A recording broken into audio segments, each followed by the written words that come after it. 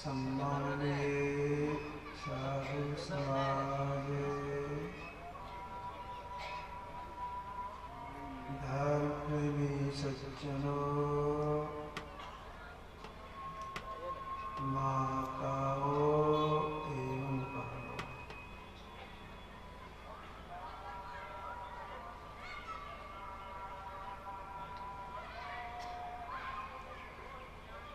अध्यात्म ज्ञान को बार बार सुनते रहना चाहिए। सुनी हुई बातों को भी फिर से सुनने का प्रयास करना चाहिए।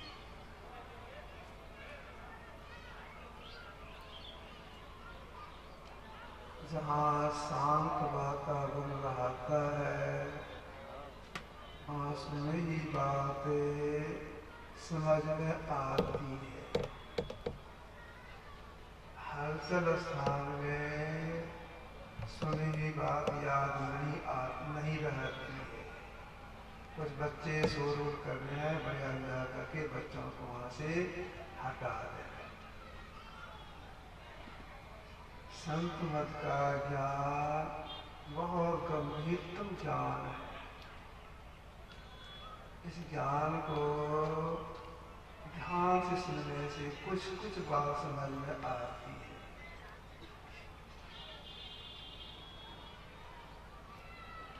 हम लोग शरीर नहीं है, शरीर में रहने वाला जीव है।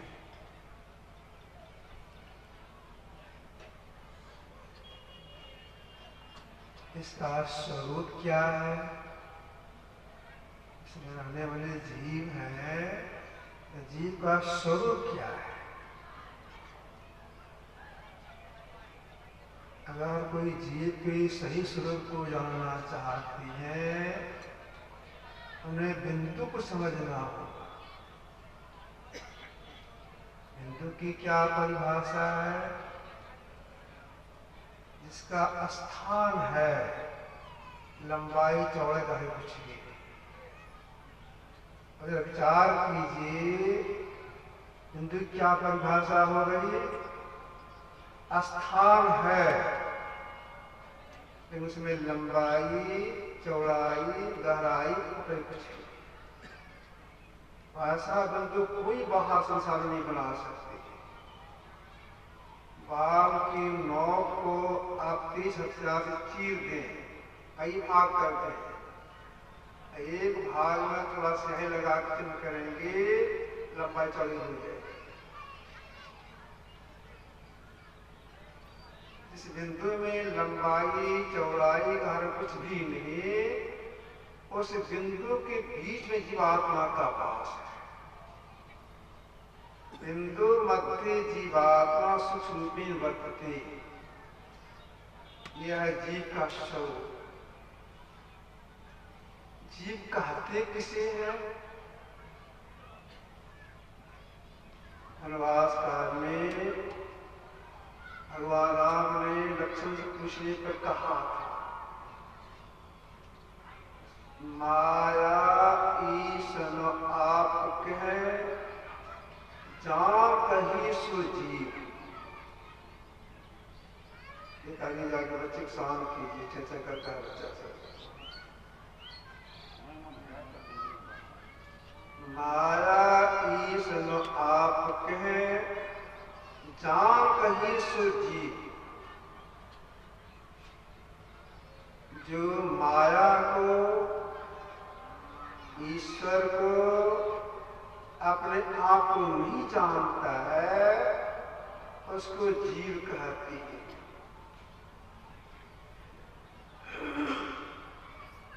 यह जीव जब शुक्र की द्वारा मां की पीठ में प्रवेश करता है,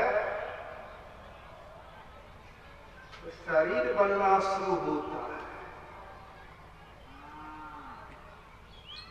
मां की पीठ में शरीर बनना शुरू हो जाता है, पैर ऊपर सिर नीचे हो जाता है। लगभग 9-10 महीना मां की पीठ में पैर ऊपर सिर नीचे करके रहना पड़ता है जी। शरीर बहुत कोमल। तो मां की पीठ में शरीर का विकास कैसे होता है, यानी शरीर का पोषण कैसे होता है।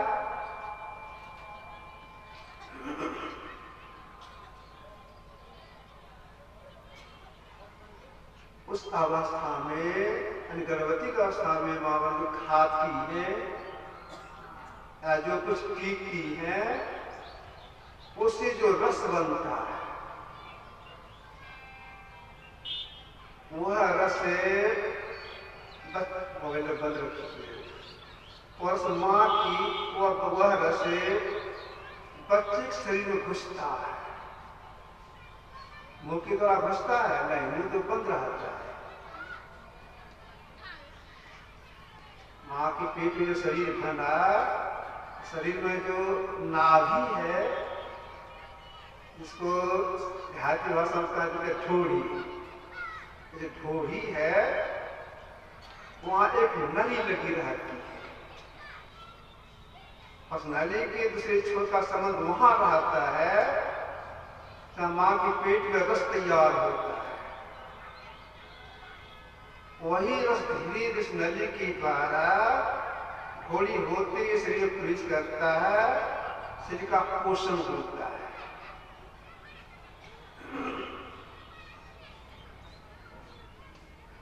अगर मां बालक उस अवस्था में, गर्भवती अवस्था में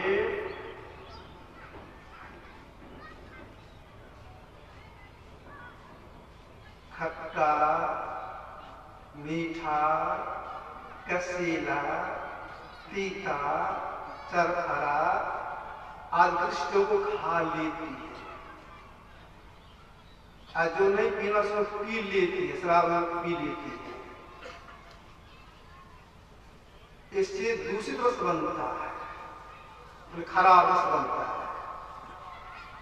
वह खराब रस से उसी नल के द्वारा बच्चे शरीर में प्रवेश करता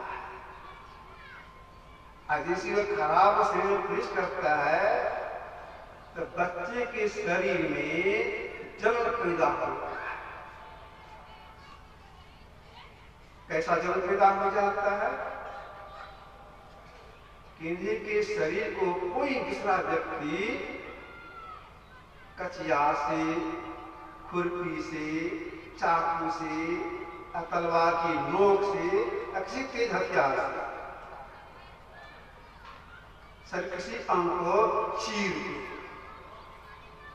जहां चीरा गया है उस चीरित स्थान पर कोई तीसरा आदमी नमक और मसाला डालता है, कैसा लाल होगा? इतना लाल शरीर में होता है जब माँ ने खट्टा, मीठा, कसीला, तीता आदि खा ली, शराब पी ली। अब देखिए जीव को मां पेट में कितना कष्ट हुआ, किसको कहेगा? और रस घुसा है कैसे? नाभि की द्वारा सिर में जलन हो गया, कितना कष्ट होता मां की पेट में।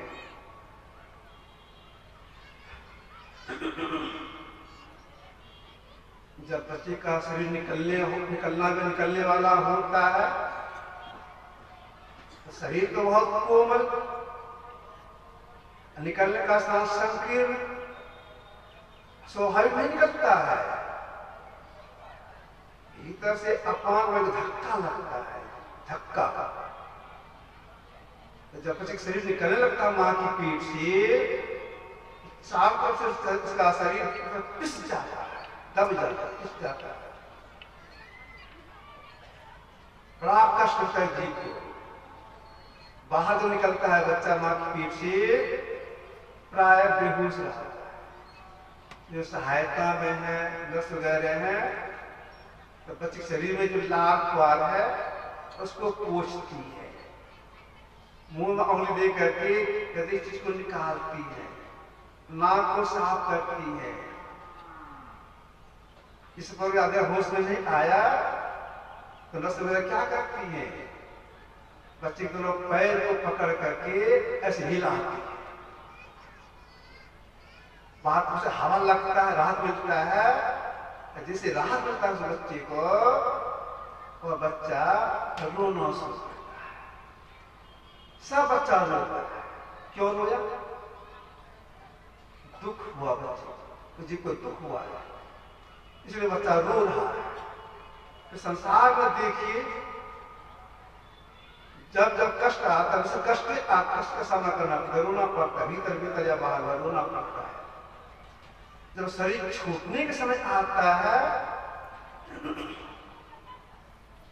जब 1000 बिच्छू के डंक के बराबर, यह बिच्छू नहीं जो इधर होता है, पहाड़ी बिच्छू काला ऐसा होता है, बहुत विषैला होता है। अगवा बिच्छू कांसे के बर्तन में टक मारते ऐसे उस कांसे के बर्तन छेद हो जाता है, इतना तेजी से होता है। अगर एक बिच्छू डंक मार दे किसी के शरीर में, पूरे देह में लाल हो जाता है। अगर जब नहीं इलाज किया जाए तो शरीर छूट जाता है एक बिच्छू के डंक से। और शरीर छूटने के समय में जो 1000 बिच्छू के डंक के बाद जब कष्ट होता है, तब जीव एक शरीर का प्रत्याग, शस्त्रों से का प्रत्याग करता है। प्रत्याग कर जब बच्चे छूट गया तो नहीं, एक शरीर छूटा है उसका। कितने शरीर के अंदर जीव है? या जो शरीर है जिसको अन्न पानी देते हैं इसको बोलते हैं स्थूल शरीर। इसके अंदर में है सूक्ष्म शरीर, कारण शरीर, महाकर्म शरीर और कैवल्य शरीर, 5 शरीर, समझ 5 शरीर। कामधन का अगर शरीर छूटता है, कुछ परिवार के लोग, समाज के लोग अर्थी बनाते हैं, फलगुल, जाति भाषा में फलगुल बोलते हैं, फलगुल बनाते हैं, लाश को रखते हैं, जनक स्थान पर ले जाती है, जलाती है।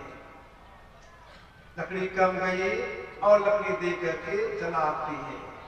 नहीं जल रहा है, कच्चा बांस से उल्टा फूटा जलाती है, ठोक ठाक के पीठ पर जलाती है।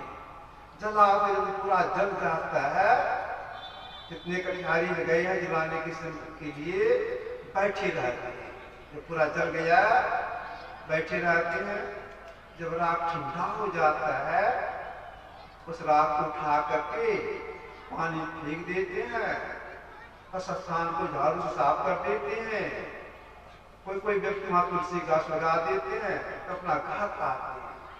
जो जलाए हुए कहते हैं परिवार के लोगों से, समाज के लोगों से, साथी संगी से गया था उनको जलाने के लिए, खौर खौर के जलाया, सब जल गया, कुछ नहीं बचा। कौन कहते हैं? जो जलाने के लिए वही कहते हैं। खौर खौर के जलाया, पीठ पर के जलाया, घोड़ा दे के जलाया, सब जल गया, कुछ नहीं बचा। आज जो संत हो गए हैं तो सुनो भाई, थोड़ा जला बेसी बचा। अब बोलिए, संत का कहना थोड़ा जला बेसी बचा।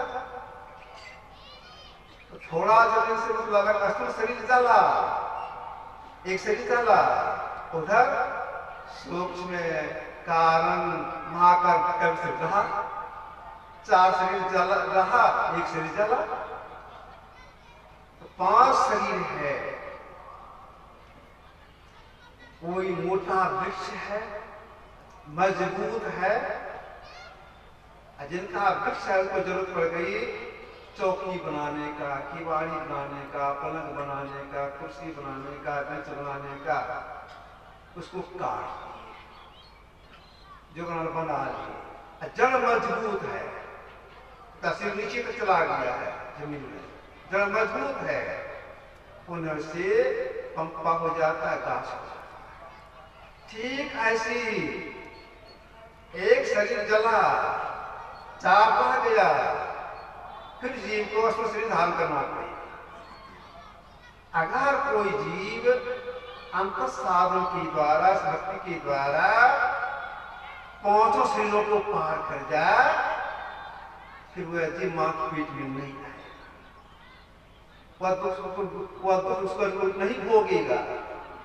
मरने से जो दुख होता है उस दुख से बच जाएगा। कौन? जो जीव अंत साधन द्वारा पांचों शरीरों को पार कर जाएगा। अब पांच शरीर पार करने क्या करना पड़ेगा? पांचों शरीर पर कोई पार करना चाहती है, उन्हें ये जो तीन अवस्था में हम जीव शरीर में रहती है, जागृत अवस्था में दोनों भोग बीच में, स्वप्न की अवस्था में कंठ में, अगहन की छाती में, छाती में नहीं जाना होगा, कंठ में नहीं जाना होगा, और दोनों भोग बीच में नहीं रहना होगा, ऊपर जाना होगा। ये जो तीन अवस्था है, सुषुप्ति अवस्था, सपनावस्था, जागृत अवस्था, इसके ऊपर उसको क्या बोलती है? उस अवस्था क्या नाम है? उस अवस्था का नाम है तुरीक अवस्था। याद रखिएगा, तुरीक अवस्था। इसका प्रारंभ कहां से होता है? दोनों भोग ठीक बीच में एक स्थान का नाम है आज्ञा चक्र। वहीं से जीव को आज्ञा मिलती है परमात्मा से मिलने की, ऊपर जाकर परमात्मा से मिलने के लिए। तो आज्ञा चक्र से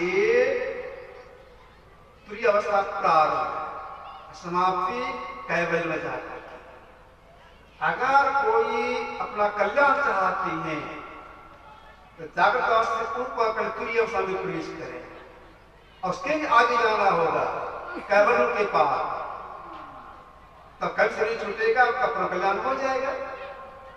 अब विचारना यह है, हम दोनों भोग के बीच में है, जागृत अवस्था में है, नीचे रोज आते आते रहते हैं, कंठ में जाते स्वप्न देखते हैं, छाती में जाते हृदय में चले जाते हैं, छाती से कंठ में आते स्वप्न देखते हैं, तो भोग की शक्ति जग जाती है, स्वाभाविक है। ऊपर चलने में क्या करना है? ऊपर चलने के लिए, दिव्यवस्था प्रवेश करने के लिए,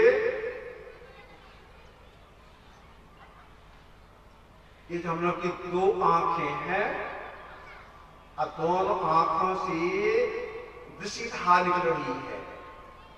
एक करने से ऊपर चढ़ाई हो जाती है, तो पिंड से वहां चढ़ाई हो जाती है। अब ये करने के लिए क्या करना होगा? अपने से तो होगा नहीं, गुरु के पास जाना होगा। गुरु बताएंगे युक्ति, यहां देखिए, ऐसे देखिए, सीख लिए। अगर अपने संयम में नहीं लाए, सीख लेने पर भी, समझ जाने पर भी इसका सफलता नहीं मिलेगी। तुरीय अवस्था प्रवेश नहीं कर सकेंगे। संयम अपने को रखना पड़ेगा।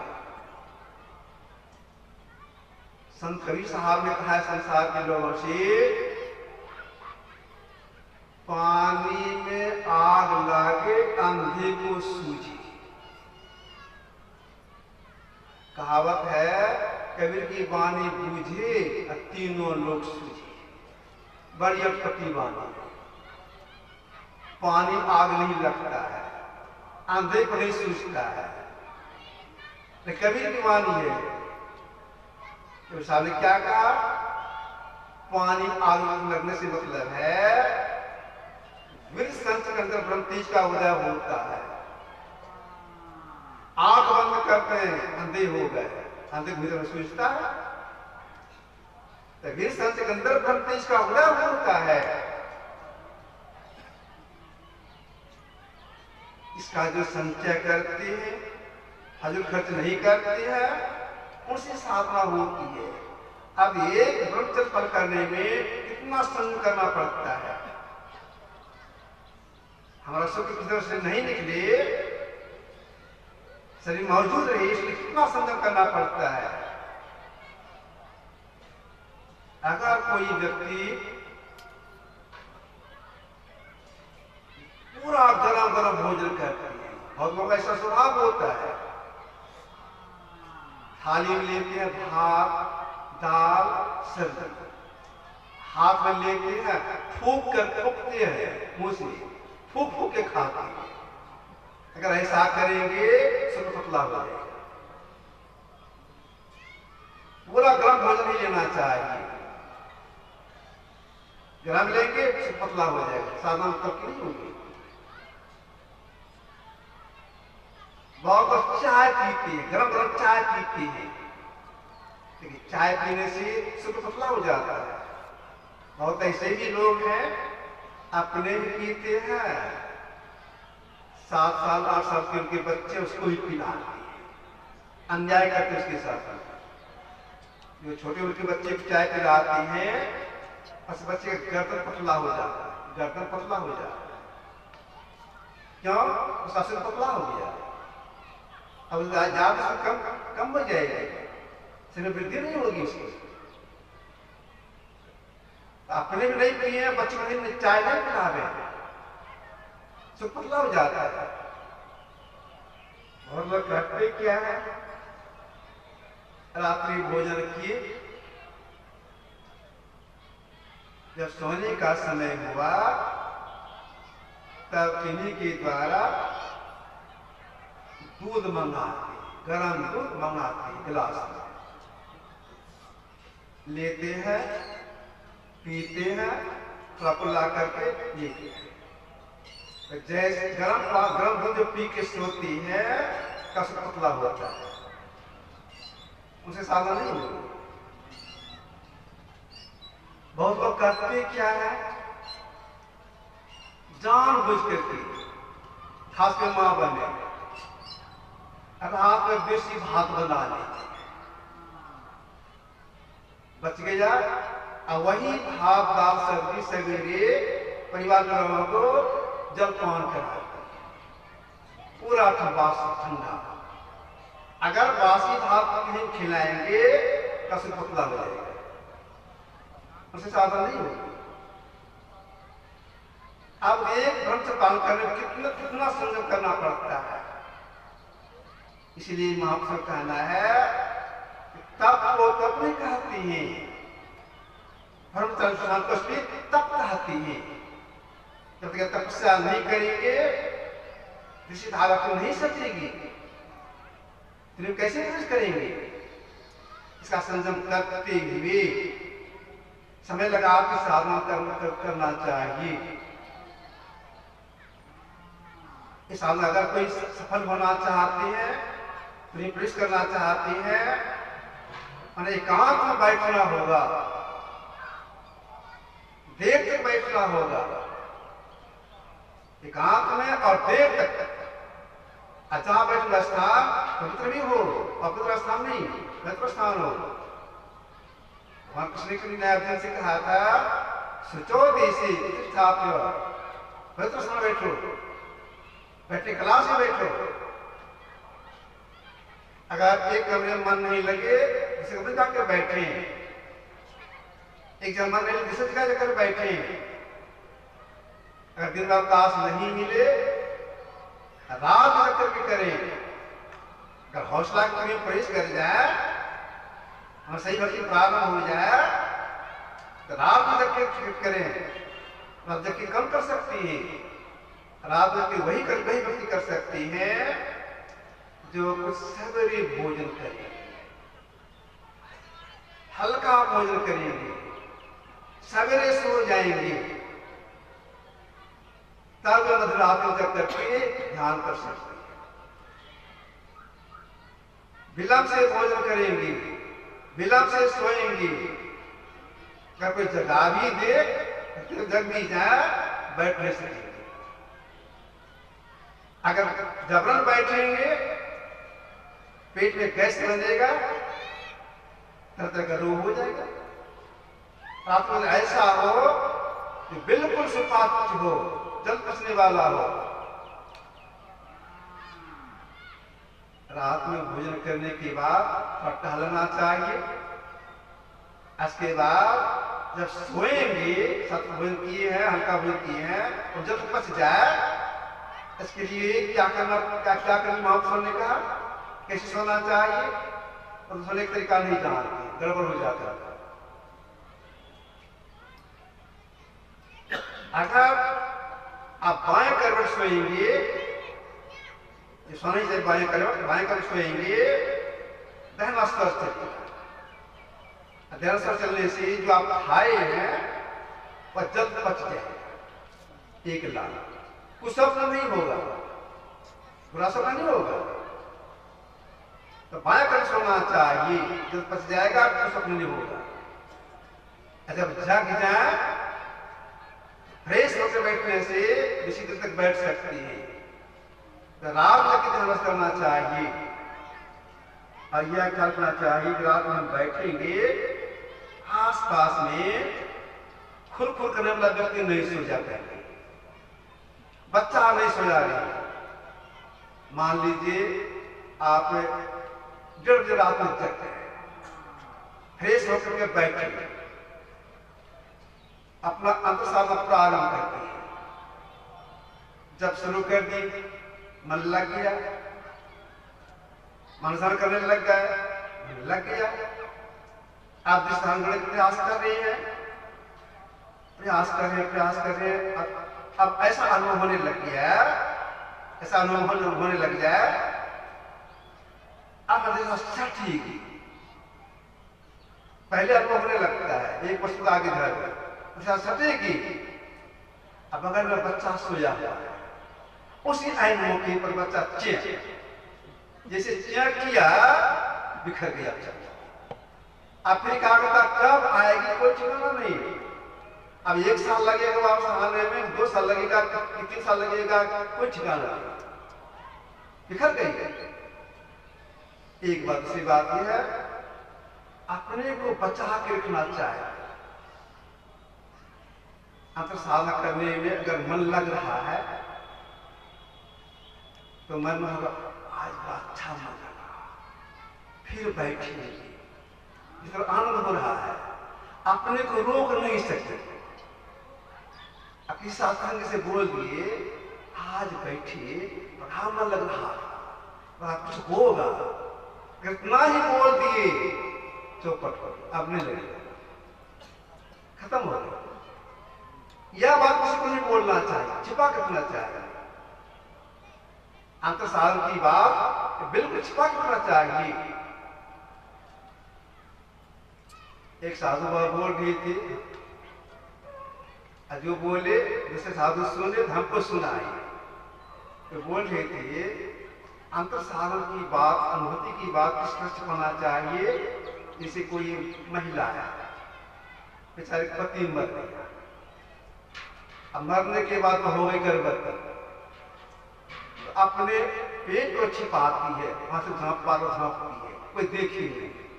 इसी तरह से अंदर की बात जो हो छिपा के रखना चाहिए, जब प्रकट कर देंगे सत्यानाश हो जाएगा। क्या जानकारी कहाँ मिलती है? सत्संग से। तो अपने छिपा कर रखने का प्रयास करना चाहिए और तन्मयता के साथ साधना करना चाहिए। एक नाम का जप करेंगे, एक रूप का ध्यान करेंगे, सुनसान में सफलता मिल गई, तुरी अवस्था प्रवेश कर जाएंगे, आप जब छूट जाएगी। यहीं से सुखी प्रारंभ होती है। यही काम करने प्रसाद महाराज ने कहा था। इन्होंने कहा है 3 अवस्था तजहु भजहु भगवंत। कैसा भगवंत? मान क्रम वचन अगोचर व्याप समय से बाहर उनको देखना चाहते, मिलना चाहती हैं, इतनी अवस्था को छोड़नी पड़ेगी। सपना जागृत की अवस्था, स्वप्न की अवस्था जगत पर छोड़नी पड़ेगी। तो छोड़ने के तरीका यही है, एक नाम का जप कीजिए, एक का ध्यान कीजिए, सुनध्यान कीजिए, सफलता मिल जाएगी, जब छूट जाएगी तो व्यवस्था प्रेस कर जाएंगे, व्यवस्था प्रेस करने पर खुशी खुल जाएगी। आज साधना सीखेंगे, सब साधना सीखेंगे, उसमें अगर सफलता मिल गई दुनिया से, आदृष्टि खुल जाएगी। आदृष्टि से जी अपना पहचान कर लेता है, जो कोई बात छिपी नहीं रहती है, आया का पूरा पूरा पहचान हो जाता है, उसका पहचान हो जाता है, जो का प्रकलन हो जाता है। यह काम उन सारी जीवात्मा कर सकता है। यह जानकारी कहाँ मिलती है? सत्संग। सत्संग कहा गया ज्ञान चक्र।